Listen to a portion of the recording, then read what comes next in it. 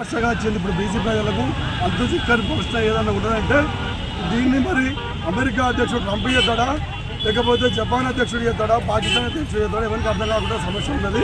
అందరు కలిసినట్టు రోడ్డు మీద ఇప్పుడు ధర్నా చేస్తాను.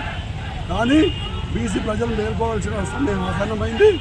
వీళ్ళంతా కపడ ప్రేమ చూపిస్తారు, సవతి ప్రేమ చూపెడతారు మన మీద. వీళ్ళ దగ్గర కడుపులోకి వెళ్ళి లేదు, నోట్లోకి వెళ్ళి మాట్లాడతారు. వీళ్ళు బీసీలకు మేము ఇస్తాం అది ఇది అని చెప్పి.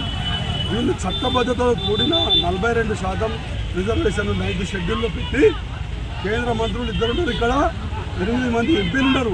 వీళ్ళందరూ మొత్తం అన్ని పార్టీలను కలుపుకొని అఖిలపక్షం సమావేశం ఏర్పాటు చేసుకొని ఢిల్లీకి వారానికి 4 సార్లు పోయినా కానీ బీసీలకు రావాల్సిన హక్కుల కోసం కొట్లాడితేనే అప్పుడు మీకు ఏమైనా చిత్తశుద్ధి ఉందని బీసీ సమాజం గమనిస్తుంది.